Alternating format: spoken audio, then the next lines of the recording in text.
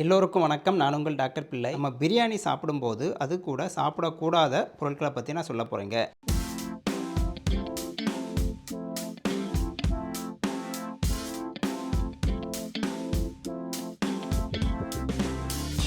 பிரியாணி சாப்பிட்டு முடித்தோடனே உடனே பார்த்தீங்கன்னா தர்பூசணி பழமாகட்டும், முலாம்பழமாகட்டும், இதெல்லாம் தண்ணீர் சத்து அதிகம் மிகுந்த பழங்கள். உடனே சாப்பிடக்கூடாது. ஏன்னு பார்த்தீங்கன்னா இது வயிற்றுக்குள்ளே போய் பிரியாணியில் ஆயில் இருக்கும்ல, அது கூட இதில் உள்ள நீர்ச்சத்து அதிகமாக மிக்ஸ் பண்ணி ஒரு மாதிரி ப்ளோட்டிங், கேஸ், பபிள்ஸ் எல்லாம் ஏற்படுத்திடும்.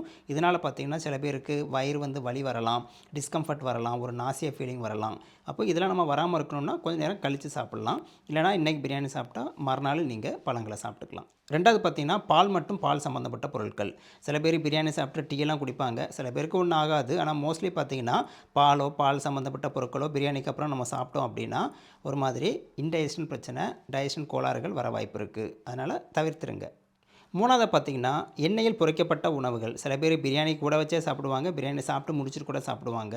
இதில் என்னென்னு பார்த்தீங்கன்னா சிக்கன் 65 நம்ம எண்ணெயில் பொரித்து சாப்பிட்றோம். அதை முடிஞ்ச வரைக்கும் பிரியாணி கூட அவாய்ட் பண்ணுங்கள். பிரியாணியில் போட்ட சிக்கனே போதும். ஏன்னா பிரியாணி சாப்பிடும்போது ஏற்கனவே அதில் ஆயில் இருக்கும். இந்த மாதிரி ஆயில் ஃபுட் அதிகமாக போகும்போது எண்ணெய் சத்து உடம்புல சுமக்கில் அதிகமாக போது உங்களுக்கு அசிடிட்டி கோளாறுகள் பல்வேறு விதமான பிரச்சனைகள் வர வாய்ப்பு இருக்குது. முக்கியமாக பார்த்தீங்கன்னா எண்ணெயில் பொரிச்ச அந்த ஃப்ரெஞ்ச் ஃப்ரைஸ் ஆகட்டும், இல்லைனா மற்ற சிக்கன், மீன் வறுவல் இது எல்லாமே பார்த்தீங்கன்னா பிரியாணி சாப்பிட்டு உடனே சாப்பிடாதீங்க. இப்போ பிரியாணி சாப்பிட்டு முடிச்சோன்னா இனிப்பு சாப்பிட்ற வழக்கம் டைஜஸ்ட் ஆகும் அப்படிலாம் சொல்லிட்டு சில பேர் சாப்பிட்றாங்க இல்லையா. ஒரு சில பேருக்கு ஒன்றும் ஆகாதுங்க. ஆனால் பெருமளவு பார்த்தீங்கன்னா இனிப்பு உணவுகளும் பிரியாணி சாப்பிடக்கூடாது. அதுவும் பிரச்சனை தான். சுகர் அதிகமாக ஸ்பைக் ஆகிறதுக்கு சான்ஸ் இருக்குது.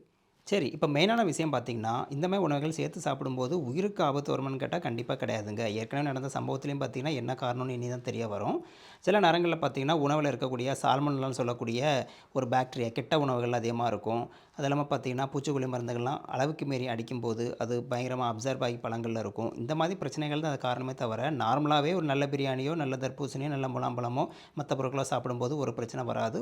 அப்படியே வந்தாலும் ஒரு சின்ன டிஸ்கம்ஃபர்ட் தான் வரும். உயிரை எடுக்கக்கூடிய அளவு பிரச்சனை கிடையாது. ஆனால் உள்ளுக்குள்ளே ஏதாவது ஒரு காரணம் இருக்கும். நான் சொன்ன கிருமியோ, பூச்சிக்கொல்லி மருந்தோ ஏதாவது இருக்கலாம். அதை நம்ம தெரிஞ்சுக்க தான் போகிறோம் சீக்கிரமே. குக் பண்ணுறது பார்த்திங்கன்னா ஃபுல்லாக குக் பண்ணுங்க. நம்ம பிரியாணி சமைக்கும்போது அதில் உள்ள சிக்கன் சரியாக வேகாமல் இருந்தாலும் உங்களுக்கு சால்மோனெல்லா பிரச்சனை வர வாய்ப்பு இருக்குது. எப்போவுமே ஒரு உணவு சாப்பிட்றோம் அப்படின்னா குறைஞ்சது ஒரு 2 மணி நேரம் கழித்து தான் மற்ற உணவுகள் சாப்பிடலாம். அப்போ தான் நம்ம அந்த இன்ட்ராக்ஷனை அவாய்ட் பண்ண முடியும். சில மெடிசன் எப்படி ரியாக்ட் பண்ணதோ அதே மாதிரி தான் ஃபுட்டும் ரியாக்ட் ஆகக்கூடிய வாய்ப்பு இருக்க தான் செய்யுது. சாப்பிட்டு முடிச்சுட்டு சும்மா அப்படி படுத்துருக்காமல் உட்காந்துருக்காமல் ஒரு 20 நிமிஷம் ஒரு மைல்டான ஒரு வாக்கிங், ஓடையெல்லாம் கூடாது, சின்னதாக ஒரு வாக்கிங் போயிட்டு வந்தால் ஈஸியாக டைஜஸ்ட் ஆகிடும். ஏன்னா நைட்லாம் பிரியாணி சாப்பிட்றது அவாய்ட் பண்ணுங்கள். மத்தியானம் அந்த மாதிரி சாப்பிட்டா பிரச்சனை இல்லைங்க. ஏன்னா நைட்டு இது ஹெவி ஃபுட் இல்லையா, டைஜஸ்ட் ஆகிறதுல பிரச்சனை வரலாம். அப்படியே சாப்பிட்டாலும் கொஞ்சம் ஒரு 20 நிமிஷம் வாக்கிங் போங்க. சில பேர் பிரியாணி சாப்பிட்டு முடிச்சுட்டு அதிகமாக தண்ணி குடிப்பாங்க. அது குடிக்கக்கூடாது. நான் ஏற்கனவே சொன்ன மாதிரி இந்த தர்பூசணி பழம் மாதிரியே தண்ணி அதிகம் குடிக்கும் போதும் தண்ணியும் ஆயிலும் மிக்ஸ் பண்ணி உங்களுக்கு கேஸ் ப்ளோட்டிங்லாம் வரலாம். கடைசியாக ஃபைனலாக என்ன தான் சொல்கிறீங்க டாக்டர், பிரியாணி சாப்பிடக்கூடாதுன்னா தாராளமாக சாப்பிடுங்க, ஒரு பிரச்சனை இல்லை. உடம்போட ஹெல்த்தையும் பார்த்துக்கோங்க. பழங்கள் ஏதாவது சாப்பிட்டிங்கன்னா கொஞ்சம் நேரம் கழித்து சாப்பிடுங்க. மினிமம் ஒரு 2 ஹவர்ஸாவது கழித்து சாப்பிடுங்க. முக்கியமாக தண்ணீர் சத்து நிறைந்த பழங்களை பிரியாணி சாப்பிட்டு உடனே சாப்பிடாதீங்க, மறுநாள் சாப்பிடுங்க. மற்ற விஷயங்கள் எதுவாக இருந்தாலும் கொஞ்சம் கேப் விட்டு பண்ணுறது ரொம்ப நல்லது. ஸோ இது உங்களுக்கு புரிஞ்சிருக்குன்னு நினைக்கிறேன். இதில் ஏதாவது சந்தேகம் இருந்தால் கமெண்ட் பாக்ஸில் போடுங்க. வழக்கம் போல் லைக் பண்ணுங்கள், சப்ஸ்கிரைப் பண்ணுங்கள். மீண்டும் அடுத்த வேளையில் சந்திக்கலாம். நன்றி, வணக்கம்.